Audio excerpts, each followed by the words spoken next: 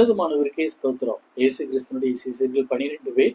அந்த 12 சீசர்களுடைய கடைசி காலங்களை குறித்து ஒவ்வொரு வீடியோக்கள்லையும் ஒவ்வொரு சீசனை குறித்து நம்ம பார்த்து வருகின்றோம். இன்னைக்கு யாரை குறித்து பார்க்க போகிறோம் அப்படின்னா, அப்போஸ்தலனாகிய பிலிப்பை குறித்து. பிலிப்பு அப்படிங்கிற வார்த்தை கிரேக்க மொழியிலிருந்து வந்தது. இந்த பிலிப்பு அப்படிங்கிறதற்கு குதிரைகளின் பிரியன் அல்லது குதிரைகளை நேசிக்கின்றவர், ஹோர்ஸ் லவர் என்று சொல்லக்கூடிய அந்த பொருளை குறிக்கின்றதாக இருக்கின்றது. இந்த பிலிப்பு பெட்சாய்தா பட்டணத்தை சார்ந்தவர். இயேசு கிறிஸ்து அழைத்த உடனே யோவான் 1:43 அப்படியே எல்லாவற்றையும் விட்டுவிட்டு இயேசு கிறிஸ்துவை அவர் பின்பற்றி அவர் செல்லுகின்றார். இந்த பிலிப்பு இயேசு கிறிஸ்து பரமேறினதுக்கு பிற்பாடு அவர் எப்படிப்பட்ட ஊழியத்தை செய்தார், எப்படி மரித்தார் என்பதை நம்ம பார்க்க போகின்றோம். முதலாவது அந்த ஏத்தேன்ஸ் என்று சொல்லக்கூடிய கிரேக்க நாடுகளில் இருக்கக்கூடிய அந்த பட்டணத்திற்கு கடந்து சென்று அங்க ஒரு சுவிசேஷத்தை அவர் அறிவித்து வருகின்றார். அப்படி அறிவிக்கின்ற வேளையில அங்க இருக்கக்கூடிய தத்துவ ஞானிகள் பலர் இந்த பிலிப்பினுடைய போதனைகளை அவர்கள் கேட்கின்றார்கள்.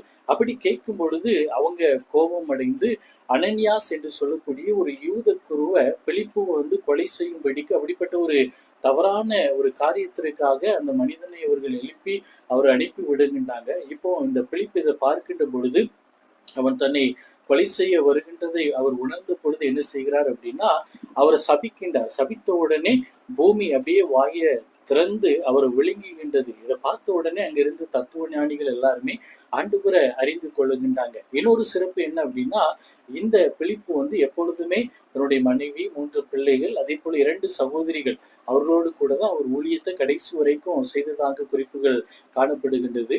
அப்படி கடைசியாக அவர் சென்ற இடம் எங்க அப்படின்னா, பெரிச்சியா என்று சொல்லக்கூடிய நாட்டில் இருக்கக்கூடிய கீரா போலிஸ், தற்போதைய துருக்கி என்று சொல்லி அழைக்கப்படுகின்ற அந்த நாட்டிற்கு அவர் கடந்து சென்று அங்க ஊழியத்தை நிறைவேற்றுகின்றார்.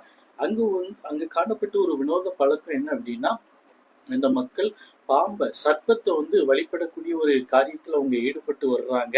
இப்போ இந்த காரியத்தை அறிந்த பிலிப்பு அவங்களுடைய கோயிலுக்கே சென்று அந்த சர்ப்பத்தினுடைய வல்லமைகளை கட்டுறாரு. இப்போ அந்த சர்ப்பம் அப்படியே ஊருக்குள்ள கடந்து ஜனங்கள் மேல எல்லாம் விஷத்தை கக்குது. அங்க இருக்கக்கூடிய மன்னன் மேலேயும் அது விஷத்தை கக்குது. உடனே எல்லா ஜனங்களும் எல்லாருமே கோபம் அடைந்து இந்த செயலை செய்தவர் இந்த பிலிப்பு தான் என்பது அவங்களுக்கு தெரியும். அதனால இந்த பிலிப்புவை அவர்கள் அழைத்து கொண்டு வர்றாங்க. அப்போ பிலிப்பு என்ன செய்கிறார் அப்படின்னா, இந்த காரியத்தை அவர் அறிந்த உடனே அங்க அந்த விஷத்தினால மரித்து போயிருக்கின்ற அத்தனை பேரையும் அவர் உயிரோடு கூட எழுப்புகின்றார். உயிரோடு எழுப்பின உடனே அங்க இருந்த பல மக்கள் அப்படியே கூட்டமாக இயேசுவை ஏற்றுக்கொள்ளுகின்றாங்க.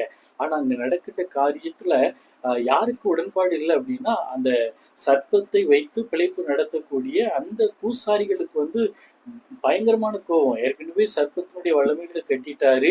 அதுக்கப்புறம் ஜனங்களை அந்த இந்த விஷத்தினால மரித்து போன ஜனங்களை உயிரோடு எழுப்பிட்டாரு.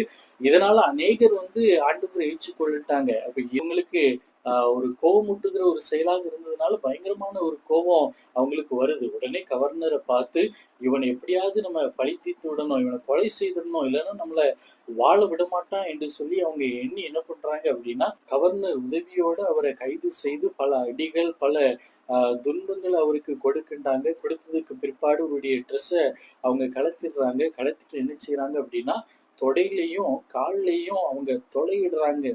பயங்கரமான ஒரு வழி அவருக்கு நேரிடுகின்றது. ஆனாலும் அதன் மத்தியிலும் அவர் உறுதியாக நிற்கின்றார். பிற்பாடு நீ இந்த இயேசுவை ஏற்றுக்கொண்டவன், இந்த இயேசுவை அறிவிக்கின்றவன், அந்த இயேசு எப்படி மரித்தாரோ அதே போல நீ மரி என்று சொல்லி அவரை இந்த சிலுவை மரத்துல அவரை கட்டி வைத்து என்ன செய்யறாங்க அப்படின்னா, எல்லா ஜனங்களும் கற்களை எரியும்படிக்கு உத்தரவு கொடுக்கின்றாங்க.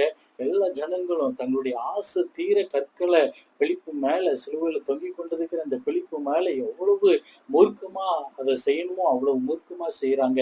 கடைசி வரைக்கும் இயேசு கிறிஸ்துவுக்காக தன்னுடைய முழு இரத்தத்தையும், இயேசுவுக்காக கோதுமை மணியாக தன்னையே அவர் முழுவதுமாக ஒப்பு கொடுத்து இரத்த சாட்சியாக மரித்தார்.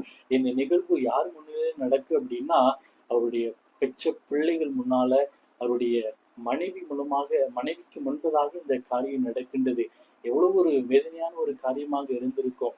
ஆனா இந்த மனைவி, இந்த பிலிப்பு இப்படிப்பட்ட காரியங்கள் நடக்கின்ற பொழுது இயேசுவை அவர் மறுதலிக்கல. இதுக்கு பிற்பாடு இயேசுவை விட்டுட்டு போயிடுவார்னு நினைச்சாங்க. ஆனா அப்படி நடக்கல. அதை காட்டிலும் முந்தி இருந்ததை விட இப்ப அவங்க மனைவி அதி தீவிரமாக விரைந்து சென்று இயேசுவே கிறிஸ்து என்று சொல்லி அவர்கள் அறிவித்தார்கள் என்று சொல்லி நம்ம வரலாற்றுல பார்க்கின்றோம். இப்படியாக பிலிப்பு தன்னை ஆண்டவருக்காக ஒப்பு கொடுத்தார். கிறிஸ்துக்குள் பிரியமானவர்களே, இன்னைக்கு நீங்களும் நானும் யோசித்து பார்ப்போம். பரிசுத்த வாழ்க்கை வாழ்வதற்காக நாம் எந்த அளவுக்கு தேவனுடைய சமூகத்துல நாம் அர்ப்பணித்து இருக்கின்றோம். தேவன் விரும்பாத செயல்களை நம்முடைய சரீரத்திலிருந்து நாம அழிப்போம். தெய்வீக பக்தியில நாள்தோறும் வளருவோம். நிச்சயமாகவே ஆண்டவர் நம்மை ஆசீர்வதிப்பார். ஆமென்.